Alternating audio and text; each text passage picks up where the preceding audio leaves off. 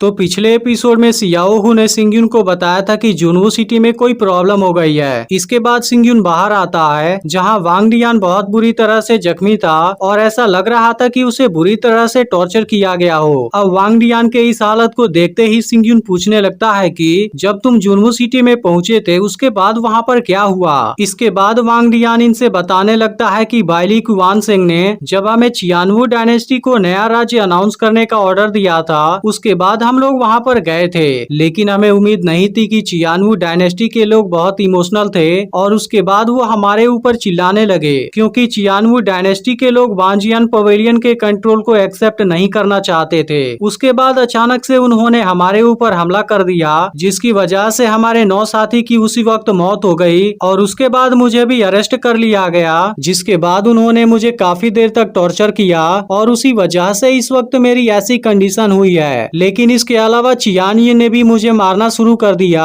और मेरे स्पिरिट सी को तोड़ दिया। अब इसके इस बात को सुनकर सिया चेंग को चियान यिन पर काफी गुस्सा आता है। तभी सिंगयुन वांग डियान से पूछता है कि जिस आदमी ने तुम्हारे स्पिरिट सी को तोड़ा था क्या उसका नाम चियान यिन है। जिसके बाद वांग डियान बताता है कि हाँ, उसी ने मेरे साथ ऐसा किया है क्योंकि कुछ दिनों पहले चियान साओ की कंडीशन काफी खराब हो गई थी, जिसके बाद वो बेड से भी नहीं उठ पा रहा था और इस तरह से चियान यिन ने वहाँ के कंट्रोल को अपने हाथों में ले लिया है। फिर वांग डियान सभी को बताता है कि हम भी उसी दिन जुनवू सिटी में गए थे, लेकिन चियान यिन हमारे वांजियान पवेलियन को वर्बली अब्यूज करने लगा। अब सिंगयुन इन सभी बातों के बारे में ध्यान से सोचने लगता है और फिर वांग डियान से कहता है कि मुझे इस मैटर के बारे में पता चल गया है, इसलिए तुम अपनी इंजरी को रिकवर करने के लिए कुछ दिनों का रेस्ट ले लो। जिसके बाद वांग डियान यहाँ से चला जाता है। तभी सियाओहू कहने लगता है कि चियानवू डायनेस्टी मार्शल आर्ट में बिलीव करता है और चियान यिन भी एक बहुत निर्दयी आदमी है, इसलिए वो ऐसा करके हमें डराने की कोशिश करना चाहता है ताकि उस बात से इसे प्रॉफिट हो सके।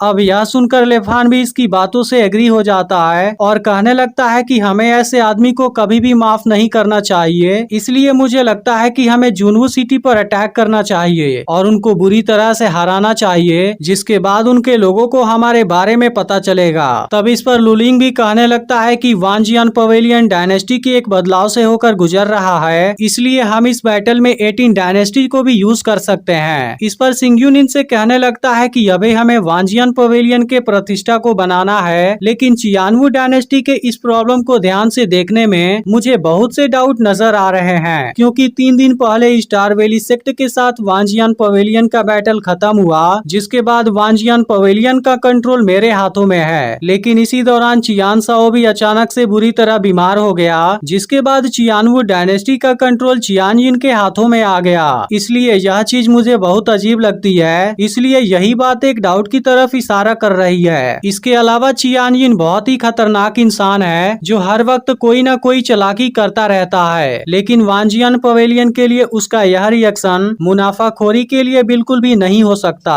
जो दूसरे डाउट की तरफ इशारा करता है। लेकिन इन सब के अलावा उसने वांग डियान को जानबूझकर छोड़ दिया, क्योंकि अगर वो चाहता तो उसे आसानी से भी मार सकता था, लेकिन उसने ऐसा कुछ नहीं किया। इसलिए मुझे लगता है कि ऐसा उसने हमें उकसाने के लिए किया है, जो तीसरे डाउट की तरफ इशारा करती है। यह सुनते ही लेफान सिंगयुन से पूछता है कि तब आखिर इन सब का मतलब क्या है। इस पर सिंगयुन कहता है कि अभी इस मैटर में इन्वेस्टिगेशन नहीं हुई है, जिसकी वजह से हम नहीं जानते कि असल में चल क्या रहा है, इसलिए इन्वेस्टिगेशन के लिए मैं खुद ही जुनवू सिटी में जाऊंगा। तभी बाइली कुवानसेंग कहता है कि ऐसे मैटर का चार्ज मेरे हाथों में है, इसलिए इस प्रॉब्लम को हैंडल करने की जिम्मेदारी मुझे मिलनी चाहिए। तब सिंगयुन कहता है कि वांजियान पवेलियन के छोटे मैटर तुम्हारे चार्ज में हैं, लेकिन अगर तुम यहाँ से चले जाओगे तब इस बात से वांजियान पवेलियन के ऑपरेशन में बहुत कुछ प्रॉब्लम आ सकती है, इसलिए इस काम के लिए मैं ही सही रहूंगा। अब इस बात को सुनकर सब एक दूसरे की तरफ देखने लगते हैं। तब सिंगयुन इनसे कहता है कि तुम्हें इस पर ध्यान देने की जरूरत नहीं है, इसलिए तुम इसके बारे में भूल जाओ ताकि इसके बारे में बाहर के लोगों को पता न चल सके, क्योंकि यह चीज हमारे वांजियान पवेलियन के ऑपरेशन को अफेक्ट कर सकती है। इसके बाद सिंगयुन उस जगह पर आता है जहां इसने पाइथन को छुपा कर रखा था।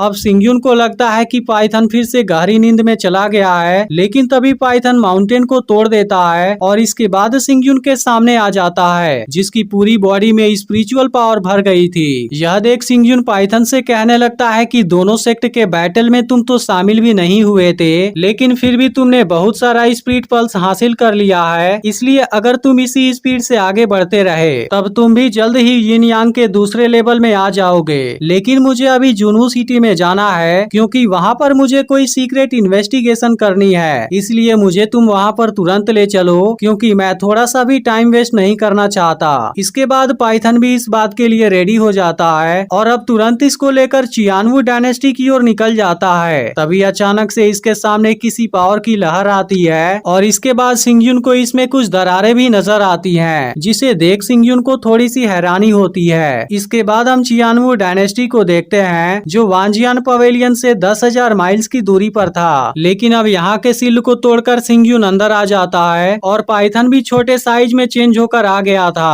अब इसे देख सिंगयुन हैरान होता है और कहता है कि तुम इस तरह से कैसे हो गए। लेकिन फिर इसको समझ आ जाता है कि इसके पास में भी खुद का अपना स्पिरिचुअल पावर रिजर्व है, इसलिए वो बहुत आसानी से उसी लेवल के मार्शल आर्टिस्ट को आउट परफॉर्म कर सकता है। लेकिन यिन यांग लेवल में होने के बावजूद भी पाइथन अभी भी बचपन में ही था और इस वक्त इसने इतने दूर तक ट्रेवल किया था, जिसकी वजह से इसकी बहुत सारी स्पिरिचुअल पावर कंज्यूम हो चुकी होगी। इसलिए अब सिंगयुन भी अपने बहुत सारे स्पिरिचुअल पावर को कंज्यूम कर चुका होगा। इसके बाद सिंगयुन आगे जाने लगता है, लेकिन इसके बाद वो अपने पुराने रूप में आ जाता है और इतने दिनों के बाद इसे यूज करने में इसे थोड़ा सा अनकंफर्टेबल फील हो रहा था। लेकिन तभी इसे हान यूसिन भागते हुए नजर आती है, जो इस वक्त बुरी तरह से जख्मी हो गई थी। इसके बाद यूसिन कहने लगती है कि मुझे कैसे भी बाहर पहुंचना होगा ताकि लोगों को असली सच्चाई पता चल सके। लेकिन बहुत जख्मी होने की वजह से वो नीचे गिर जाती है, जिसे देख सिंगयुन इसे बचा लेता है। लेकिन अब सिंगयुन का चेहरा देखते ही यूसिन को इसके बारे में याद आ जाता है, क्योंकि इसके पहले भी यूसिन और सिंगयुन एक दूसरे से मिल चुके थे। अब यूसिन को लगता है कि यह सब उसका हेलुसिनेशन है, क्योंकि इसे वो पिछले 2 सालों से खोज रही थी और आज वो अचानक से इसके सामने आ गया है। लेकिन तभी सिंगयुन कहता है, हान यूसिन, तुम्हारी बॉडी में तो पॉइजन फैल चुकी है। अब इसको बोलते हुए देख यूसिन हैरान हो जाती है और इसे यकीन हो जाता है कि सिंगयुन सच में इसके सामने है। तब सिंगयुन कहता है कि तुम्हारी बॉडी में पॉइजन फैल गई है, लेकिन फिर भी यह ज्यादा ताकतवर नहीं है, इसलिए कुछ देर आराम करने के बाद तुम बिल्कुल ठीक हो जाओगी। लेकिन इसी वक्त चियानयिन के कुछ लोग यहाँ पर आ जाते हैं, जो यूसिन का पीछा कर रहे थे। इसके बाद इसमें से एक आदमी कहने लगता है कि तुम तो सच में चियानवू डायनेस्टी की प्रिंसेस हो, क्योंकि अगर कोई ऑर्डिनरी आदमी स्पिरिचुअल ट्रांसफॉर्मेशन डिस्पर्जन से अफेक्ट होता